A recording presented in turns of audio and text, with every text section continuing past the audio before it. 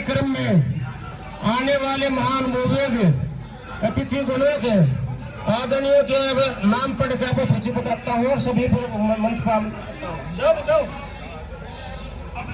इसमें जिसके अंदर जो भी राष्ट्रीयता को लेकर, सभ्यता को लेकर, मानवता को लेकर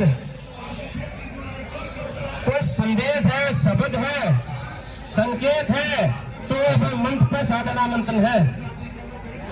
लावा प्रणाम पट हुआ है। भारत देश और विश्व शांति से जुड़ा हेतु कार्यक्रम जंतर मंतर दिनांक 30/10/2023 में आने वाले जो व्यक्ति हैं सुरेंद्र सिंह करोड़ा गांव से, केपी सिंह, राम कुमार सोलंकी प्रधान 360 फॉर्म से, संजय कुमार, चतुर सिंह, श्याम सुंदर तिवारी, वी कुमार, विजेंद्र यादव, रामकुमार यादव, अरुण यादव, अशोक बंसल जी और समिति सिंह जी और भी संगठन के छत्रछाया में योगेंद्र सिंह मसूरी के नेतृत्व में विश्व शांति की बात जो करने जा रहे हैं, इसमें आप सबका सहयोग के लिए मैं धन्यवाद करता हूँ। इस सभा में आए हुए जितने भी महापुरुष हैं, जितने भी सदस्य हैं, उन सबका मैं आपसे अभिनंदन करता हूँ और निवेदन करता हूँ कि सब साथ के अपने बड़े विचार रखेंगे यहाँ पे और अपने बात रखेंगे। धन्यवाद। कट्टर संकल्प सजाए, याद करे जिसे सारी दुनिया, आओ कुछ ऐसा कर जाओ, आओ कुछ ऐसा कर जाओ। एक तो पक्षी भी भर लेते हैं, पशु भी जीवन जी लेते हैं, हमें मिला जो मानव जीवन, इसको तो कुछ खास बनाए, आओ कुछ ऐसा कर जाए, आओ कुछ ऐसा कर जाए। बड़े गजब का मौका मिला, सत्यवान का साथ मिला, घर घर में इसे पहुंचाने जीवन का लक्ष्य बन जाए, आओ कुछ ऐसा कर जाए, आओ कुछ ऐसा कर जाए। आर्थिक आजादी एक दिल ज्योति, कर कर इसका तावन मोती, सेवा का भाव जगाकर इसको पवित्र बनाए, आओ कुछ ऐसा कर जाए, याद कर जिसे सारी दुनिया, आओ कुछ ऐसा कर जाए। तो ऐसा करने के लिए जिसने सारी दुनिया याद करा, वो करने के लिए आज आनिस मंच पा रहा। देश में पार्टी ने डेमोक्रेसी ला रही है, पार्टी बना रही है, देश को बचाना। जो भी भाई इसमें हमारा साथ देगा उसको वो हमारा आभारी होगा। बोलिए जैसे वीर क्रांतिकारी और जिसके सपने में भारत माता आती है, जैसे नेताजी सुभाष चंद्र बोस के सपने में भारत माता आती है, वैसे ही इनके सपने में भारत माता आती है। और ये कहते हैं कि जिनके देशभक्ति हो, सेवा का भाव हो, इस तरह के कोई सपना संकल्प हो तो उसको साकार करने के लिए तत्पर हैं। इनसे संपर्क करें, इनका फोन नंबर ले और इनके अंदर भी बहुत कुछ करने के लिए जो जज्बा है, ईश्वर मातृभूमि इनको शक्ति दे, भक्ति दे, युक्ति दे, आगे बढ़े और हम इनके साथ में हैं। और इसी कड़ी में सीबीटी सिंह जो एक पुराने वाहन जो 15 साल पुराने हो जाते हैं उनको उठाने के लिए तत्पर रहती है और वो रोकने के लिए तत्पर रहती है और उसके लिए घोर विरोध करती हैं। तो मैं चाहूंगा सीबीटी सिंह जी को 2 शब्द शांति संदेश दे और जो बिगाड़ खाता है उस बिगाड़ खाते में सुधार की प्रक्रिया क्या हो सकती है, सुधार अच्छे से अच्छा क्या हो सकता है, उसमें अपने विचार व्यक्त करें, मार्गदर्शन करें दिल्ली वासियों का, देशवासियों का, पीड़ित, शोषित, वंचित जनता का। बहुत बहुत धन्यवाद। योगी जी ने बताया, हम लोग अभी जो वाहनों के मुद्दे पर काम कर रहे हैं, जो 10 से 15 साल वाले जो वाहन है वो बैन किए जा रहे हैं। तो हम लोग जनता को जागरूक कर रहे हैं क्योंकि इसमें पूरे दिल्ली एनसीआर के अंदर जो ये इतना बड़ा स्कैम चल रहा है, जो प्रदूषण के स्कैम के नाम पर चल रहा है, लोगों को बताया जाता है, पब्लिक को बताया जा रहा है कि प्रदूषण को कम करने के लिए हम लोग ये कर रहे हैं, लेकिन इसका प्रदूषण से दूर दूर तक कोई लेना देना नहीं है। इसका जो सीधा सीधा जो लिंक है वो भ्रष्टाचार से है। आप चाहे एमसीडी हो, चाहे दिल्ली पुलिस हो, चाहे ट्रैफिक पुलिस हो, चाहे गवर्नमेंट हो, जितने भी डिपार्टमेंट्स हैं, ये सभी लोग मिलकर आम जनता को लूटने के लिए ये पूरा जो है मिली भगत से पूरा भ्रष्टाचार है, पूरा स्कैम चल रहा है। तो इसके अंदर जो भी कानूनी पॉइंट्स हैं, जो लीगल पॉइंट्स हैं, उसके बारे में क्योंकि आम जनता को मालूम नहीं है, तो हम लोग जनता को अवेयर कर रहे हैं, जागरूक कर रहे हैं। उनको जो उनके लीगल पॉइंट्स हैं, जो उनके अधिकार हैं, वो बताने के लिए हम लोग पिछले 8-9 महीनों से हमने जो मुहिम चलाई है, मेरा वाहन मेरी संपत्ति, हमारा राष्ट्र हमारी संपत्ति। और इसमें भी मकसद वही है कि हम लोग जागरूक होंगे अपने अधिकारों के बारे में, तभी हम गलत का विरोध कर पाएंगे, गलत के खिलाफ लड़ पाएंगे, ताकि हमारे आने वाली पीढ़ी जो है, हमारे बच्चे, हमारी नस्लें जो है, वो सुरक्षित रहें। और इसमें जैसे कि अभी योगी जी ने बोला कि सुधार की क्या तरीका है, तो सुधार का तरीका यही है, जब सब लोग मिलकर अपने मन में ये ठानेंगे कि हम लोगों को गलत का विरोध करना है, जो भी कुछ गलत हो रहा है, कहीं पे भी गलत हो रहा है, कैसे भी गलत हो रहा है, उसके खिलाफ आवाज उठाएं, विरोध करें और सच्चाई का, सत्य का साथ दें, तभी ये सब पॉसिबल है। तो मैं योगी जी का बहुत बहुत धन्यवाद करती हूँ इस कोशिश के लिए, इस पहल के लिए, और मैं भी इनके साथ हूँ। और सभी देशवासियों से अपील करूंगी कि इस कोशिश में सभी लोग अपना अपना योगदान दें। ऐसा एक माहौल क्रिएट करना पड़ेगा जो सच्चे सेवक, सच्चे देशभक्त, सच्चे मानव जो अपने सेवा के लिए, संकल्प के लिए, अपनी कथनी करने के लिए तत्पर है, अग्रसर है, उन सभी के लिए। अब देखिए, इसी कड़ी में हमने एक मानव कल्याण मंत्रालय को पत्र लिखा है। उस पत्र में हमने क्या क्या अपने भाव विचार व्यक्त करे हैं, कृपया उन्हें ध्यान से सुनना। ज्ञापन है सेवा में श्रीमान मुख्य प्रबंधक जी, मानव कल्याण मंत्रालय, नई दिल्ली, भारत। विषय: भारत के समस्त नागरिकों को सत्य, शांति, सुरक्षा व स्वाभिमान की रक्षा हेतु विशेष सुझाव प्रार्थना पत्र। मान्यवर, भारत की एकता और अखंडता के अति महत्वपूर्ण विषय पर आपका ध्यान आकृष्ट करवाते हुए हमारा आगे कहना है कि देश की जनता मानसिक रूप से, वैचारिक रूप से, शारीरिक रूप से, पारिवारिक रूप से, आर्थिक रूप से, धर्मवाद के रूप से, धार्मिक और आध्यात्मिक रूप से अशांति, असुरक्षा, अदुर्दशा, अराजकता का माहौल महसूस कर रही है, जो भारत के उज्जवल भविष्य के लिए बहुत ही अधिक घातक और खतरनाक है। ये सभी बातें भारत की एकता, अखंडता को खंड खंड करने का मुख्य कारण बने। इन सब का संतुलन बिगाड़ने का मुख्य केंद्र भारत की 70 दशाहीन राजनीति है। यदि राजनीति सुधर जाए तो प्रशासन में भी सभी संवैधानिक कर्तव्यों का निष्ठावान पालन करने में स्वतंत्र हो सकता है और निर्दोष कर्मठ देशभक्त भारतीय जनता भी सरल, सुरक्षित, उत्तम जीवन शैली का आनंद लेते हुए नैतिक, निष्ठावान, जिम्मेदार नागरिक कर्तव्य पालन करना चाहती है। बस जरूरत है अब कौशल, योग्य, समर्पित, संकल्पित नेतृत्व करने वाले राजनेताओं की। ये हमारे राष्ट्रीय हित और सर्वहित के लिए बहुत महत्वपूर्ण विचार है। आशा करते हैं आपको पसंद आएंगे। यदि आपके पास देश की राजनीति सुधारने का कोई विकल्प है तो देश के साथ साझा किए, यकीन मानिए देश आपके साथ खड़ा हो जाएगा। और यदि नहीं है तो देश को सही दिशा देने का सरल, सुरक्षित और उत्तम उपाय हमारे पास है। इस अति महत्वपूर्ण विषय पर हमें एक दूसरे के साथ सहयोगी पूर्वक कैसे बन सकते हैं, कृपया मानव कल्याण मंत्रालय इस अति गहन गंभीर विषय पर हमसे विचार करने की अनुकंपा करें। हम आपको एकदम 24 कैरेट का शुद्ध वचन देते हैं, किसी भी क्षेत्र में हम आपको नाराज या निराश नहीं करेंगे। भारतीय संवैधानिक शब्द सत्य में जयंती और मानवता, राष्ट्रता के गंभीर संकट का चल रहा है। वर्तमान की राजनीति ही देश के महाविनाश और महाविकास का मुख्य कारण बनेगी। यह हमारी अटल एकात्म भविष्यवाणी है जो निकट भविष्य में ही सार्थक सिद्ध होने जा रही है। अनेक शुभकामना से सम्मान, धन्यवाद।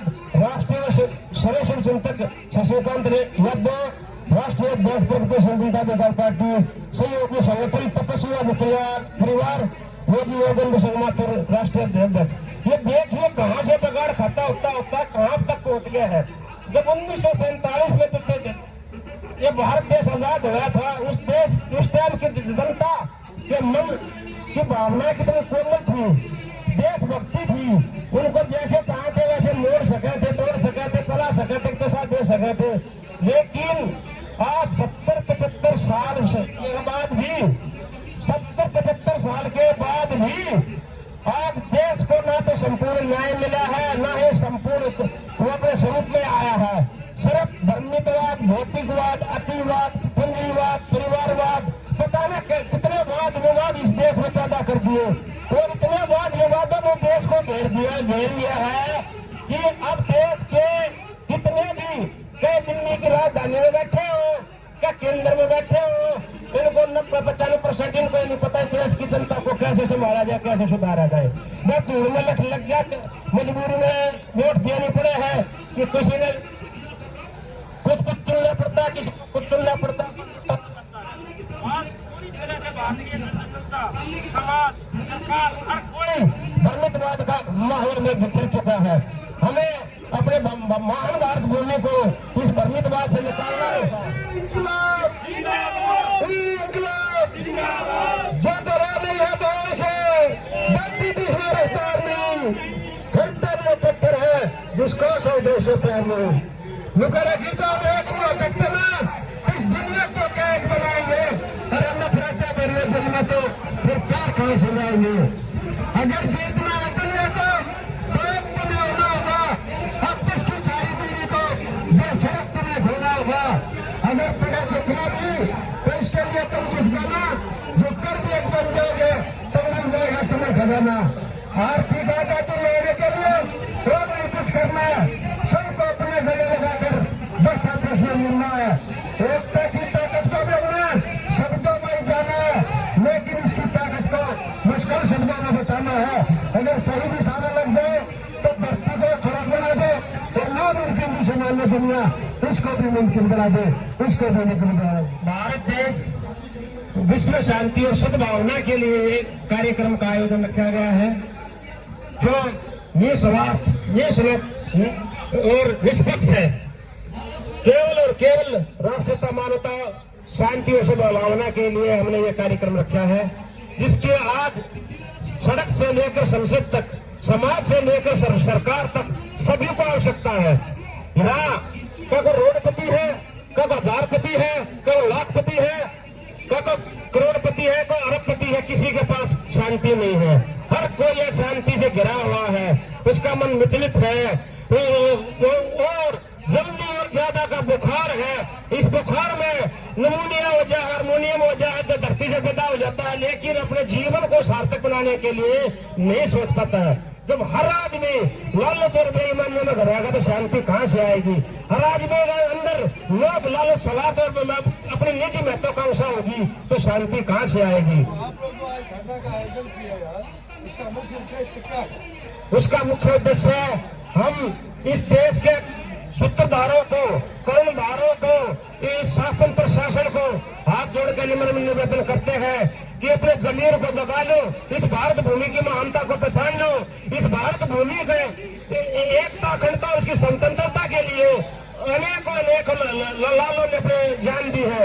उन जानों का, उन बलिदानों का इस जो देश पर राज कर रहा है, जो देश में रह रहा है, खा रहा है, सारे काम कर रहा है, उनके ऊपर ऋण है, लोन है, कर्जा है, उस कर्जे को समझौता उतारने का प्रयास करो।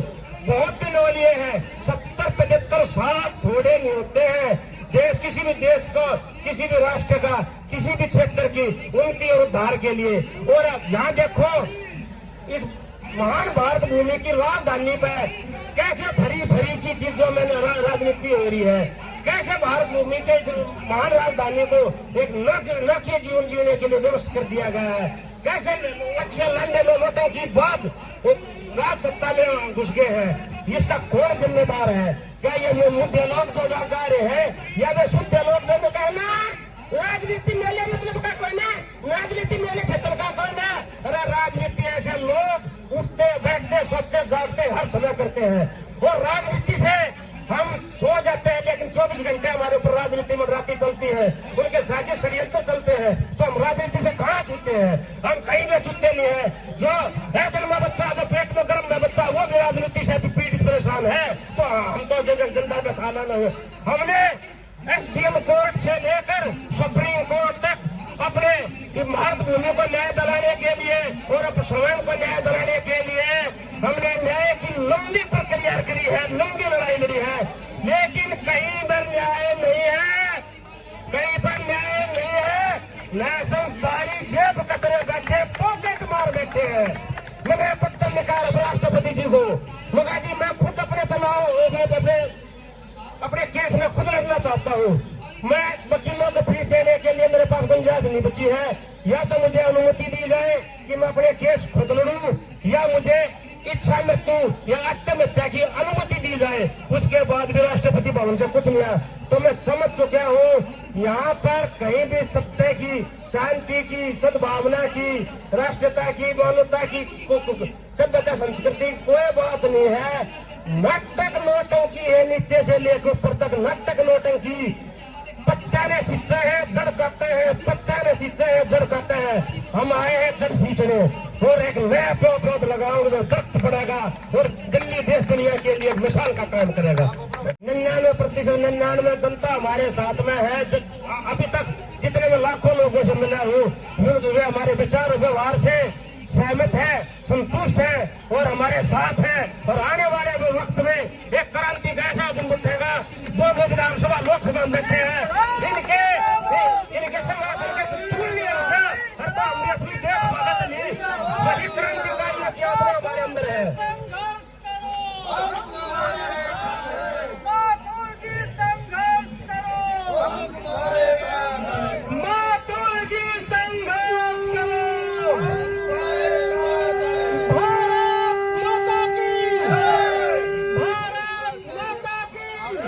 मैं पिछले 10 दिन पहले ही मैं योगी जी से उनके आश्रम में जाकर के मिला था कराना गांव में। तो मैंने वहाँ इनके आश्रम की जो पृष्ठभूमि देखी और वहाँ पर जो इन्होंने जो विचारों का प्रचार और प्रसार किया हुआ है, मैं उनसे बहुत ही ज़्यादा प्रभावित हुआ। और इनके विचारों से प्रभावित होने के बाद ही मैं आज यहाँ जंतर मंतर तक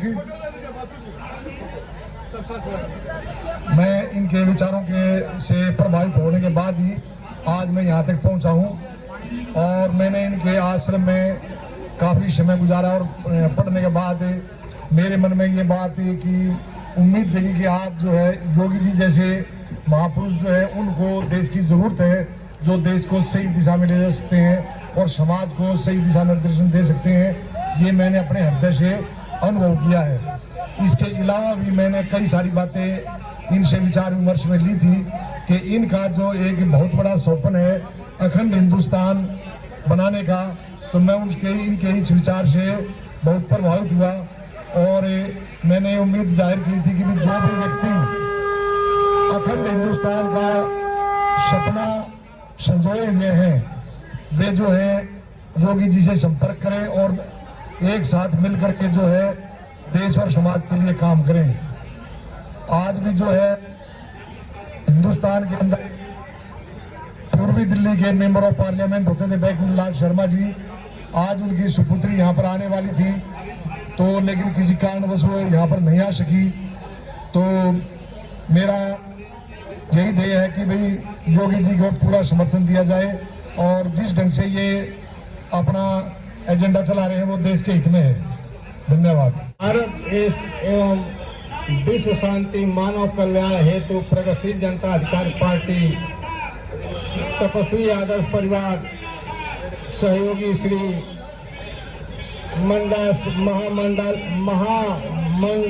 मंडला सहयोगी श्री योगी माथुर जी और दूर दूर से चल करके आए प्रगतिशील जनता अधिकार पार्टी के जुझारू साथियों